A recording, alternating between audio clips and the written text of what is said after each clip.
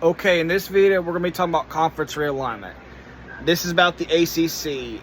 If the ACC falls apart, which I think is going to eventually because of the decisions they're making that are bad, these are what teams I think could fit in the SEC, Big 10, or Big 12. Now, we're going to start with Miami. I think Miami fits in the SEC. They give me SEC vibes. They would fit in the SEC really well. You'd have the Florida-Miami rivalry, and you have the Miami market, and South Florida is a haven of recruiting. I mean, Miami could fit in the Big 10. It's a possibility they could go there. But there's a small possibility they can go to the Big 12, which part of me don't think it's going to happen. Let's say the SEC and Big 10 rejects Miami. There's a scenario where that could happen, which it probably won't. Now, Florida State. I think Florida State fits in the Big 10. AU status against the Big 10 in Florida. They want a market down there. They want a footprint. And they have the academics. I think Florida State is more Big 10. I mean, they could go to the SEC, but I think they're more Big 10 in my opinion. And then Georgia Tech. I think Georgia Tech fits in the Big 10 because of AU status, academics, and the Big 10 will have the Atlanta market. It's a growing market, just like Florida, but any big city in Florida. But the Georgia Tech makes sense for the Big 10. I mean, there's a chance Georgia Tech could go to the Big 12, which I don't see that. I mean, it could be possible. I don't think Georgia Tech will go to the SEC. I don't think the SEC wants Georgia Tech. I don't think Georgia would want that. Now, another team I think could fit is Clemson in the SEC. I think Clemson would fit really well in the SEC. Culturally, I think they'll fit. You'd have the South Carolina-Clemson rivalry, and it just makes sense. Now we're getting to the North Carolina schools. I think North Carolina fits in the SEC. Culturally, I think they fit. The SEC wants a North Carolina footprint and a North Carolina market, and I think Duke goes to the Big 10, which the Big 10 would want a footprint down there. And yes, you'd be separate the Duke and North Carolina rivalry, especially for basketball, which that could be a problem. Which both are really good in basketball. It'd be good for the SEC on their part. North Carolina could dominate SEC basketball with Duke dominating the Big 10 in basketball, which it could be interesting. Now, Wake Forest. I think Wake Forest is going to get left out. I think they might have to go to a Group of 5 conference like the AAC. That's where Wake Forest could be going. Or the Sun Belt. Because Wake Forest is not that great historically in football. They've had some success here recently, but neither conference is going to want Wake Forest. I mean, the SEC, I don't see the SEC taking Wake Forest. The Big 10, I kind of don't see them taking them. The Big 12, there's maybe a small chance that the Big 12 will take Wake Forest. Maybe a small chance. Now, another team I think is another North Carolina school is NC State. I think NC State is going to the Big 12. NC State would fit really well in the Big 12. That gets them the North Carolina footprint. Raleigh's a growing city and all that. And NC State would fit really well in the Big 12. This would help with the travel on the East Coast teams for West Virginia, UCF, and Cincinnati, which I think could help really nicely. NC State would fit really well in the Big 12.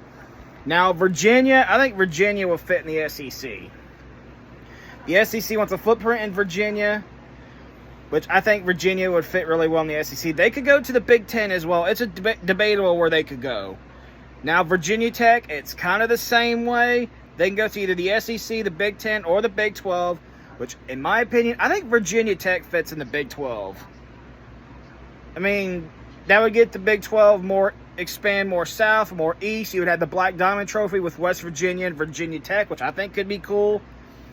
And Virginia Tech's got history with Cincinnati, the old Big East days. Now, another school I think would fit is Louisville. I think Louisville fits in the Big 12. The Big 12 wants Louisville. It gives them a footprint in Kentucky. It gives them a market in Kentucky. And you would have the West Virginia rivalry, West Virginia, Louisville, Cincinnati, Louisville, UCF, when Louisville was in the Group of 5 at one point, which I think Louisville fit nicely in the Big 12. Now, another team I'm going to name is Pitt. I think Pitt will fit really well in the Big 12. It gets the Big 12 in Pennsylvania. It gets them into Pittsburgh. It gives the Big 12 the backyard brawl, which I think Pitt makes a lot of sense in the Big 12. I mean, some people might say, oh, Pitt might go to the Big Ten. I don't think Penn State's going to want Pitt in the Big Ten. Like Louisville, I don't think the SEC won't take Louisville. I don't think Kentucky would want that, but who knows? Now, Notre Dame, even though they're an affiliate with the SEC, I think Notre Dame goes to the Big Ten. Geographically, they fit in the Big Ten. They feel like a Big Ten school culturally, and in general, I feel like they fit in the Big Ten. I say that's where they're going to go if they have to. I mean, Notre Dame could go to the SEC, which I don't think that's going to happen. They're not going to the Big 12. But I think Notre Dame would fit in the Big Ten. Now, Syracuse, I think Syracuse would fit in the Big 12. Yes, it gives them a footprint up north into New York. It'd be old Big East days with West Virginia and Cincinnati and whoever they grab, like Pitt, Louisville, Virginia Tech, and add NC State from the ACC. You would have the Big 12 East more added. Now, Syracuse would fit really nicely, especially in basketball, because Syracuse is a great, great basketball brand, great basketball program. And they do have rivals with West Virginia, mostly West Virginia, and some with Cincinnati. Now, Boston College, I think, is going to get left out. Boston is not really a college sports market. Yes, Boston is a big market, mostly for professional sports, like the NFL with the Patriots, the NBA with the Celtics, the MLB with the Red Sox, NHL with the Bruins. Boston's more of a pro sports town. I'm not saying everybody in Boston don't care about college sports. I'm sure there are college sports fans in Boston, but Boston's not really a big college sports city. I think Boston College is going to get left out. I don't see the SEC or Big Ten taking them. I don't think the Big 12 is going to take them. I say they'll be going to the AAC. Or they might go independent, though. There's a possibility with that. Now, SMU, I think SMU might go to the Big Ten. The Big Ten does want a Texas footprint. I see them grabbing that. Would be SMU. It gets them into Dallas, which I think could make sense there. I don't think they'll go to the SEC. There's maybe a small chance SMU could go to the Big 12. It'd just be another Texas school. Might as well call the Big 12 the Texas League at this point. Now, Cal and Stanford, both California schools. I think both could go to the Big Ten. There's still a chance that could happen.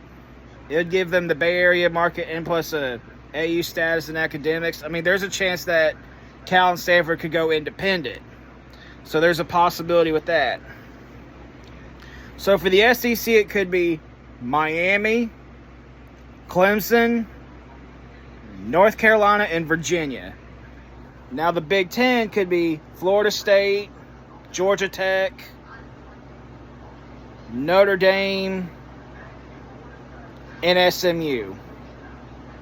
Now the Big 12 could be NC State, Louisville, Pitt, and Virginia Tech, and Syracuse. I mean, there's a chance Syracuse could go to the Big Ten as well. Now, Wake Forest will probably go to the AAC because I think they're going to get left out. Boston College could be AAC or MAC or independent. Cal and Stanford could possibly go to the Big Ten as well or go independent. So that's my video on where some ACC teams could go if the ACC falls apart. So like, comment, subscribe, and all that fun stuff.